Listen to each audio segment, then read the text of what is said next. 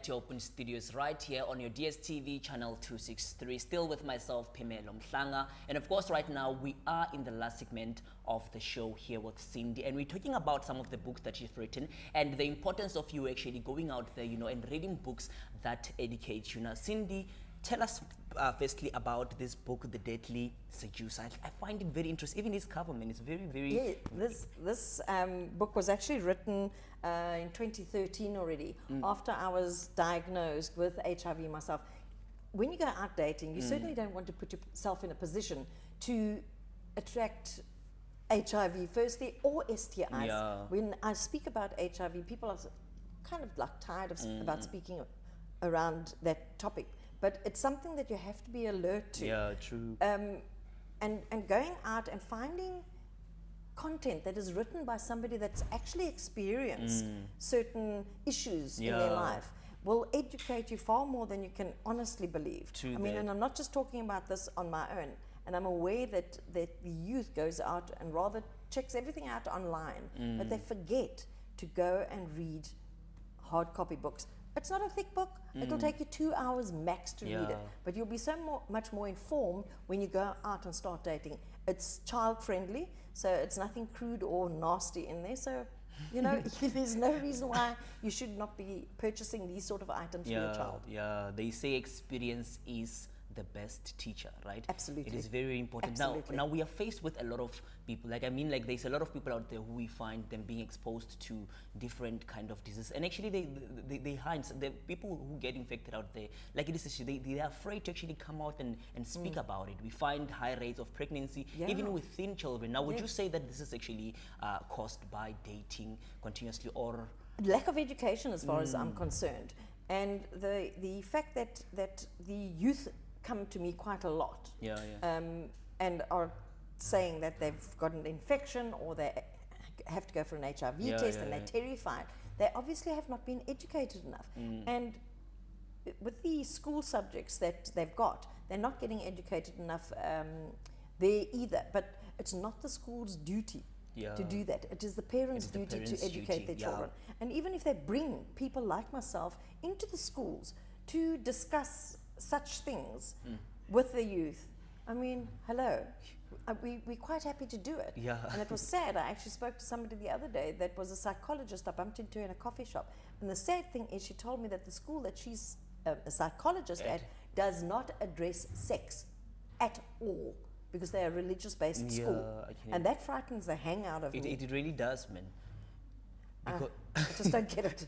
I don't get it. Because it is a big part of life. The more you don't talk about it, as you're saying, the more uneducated the kids will be based on the matter. And I would say sometimes you find that actually in some schools it is being covered, but you find that the very same people who are educated about that actually still go out there, and put themselves at risk. And put themselves at risk still, knowing exactly what it entails. They say the same people who actually break the rules are those who know the rules. Well, I've got friends that know my situation. I mean, goodness, and I have to ask them, so you've started dating now, are you using condoms? No. And I'm like, what's wrong with you? But because I look as healthy as I do, they think, oh, well, you know what, it's okay. Yeah. If it happens, I'll just go on ARVs. And that is not acceptable. Yeah. Now, I must say, as you're saying, as you just said about that school, that actually isn't, it is because of a religious belief that they do not believe that such conversation can be fostered with kids. And in terms of parents, you find that most of them actually, they're uncomfortable talking about sex with their Send parents. them to me. I'm not uncomfortable. How do they actually start? What is the approach when you sit down with a child and you want to talk to them about sex? They'll probably tell you, I know more than you, Mom or Dad. But they don't. They do. They might know about sex, but they do not know about the implications around it. Oh yes, we learned about HIV at school, but I saw one little girl had a book, an A5 book. It had one page that spoke about HIV. It's not enough. It's all good and well touching on the topic, but to delve a little more into it. I mean, nowadays, just to pick up on that, me, for instance, my viral load is undetectable. My CD4 count, which is the soldier's fighter cells, is very high.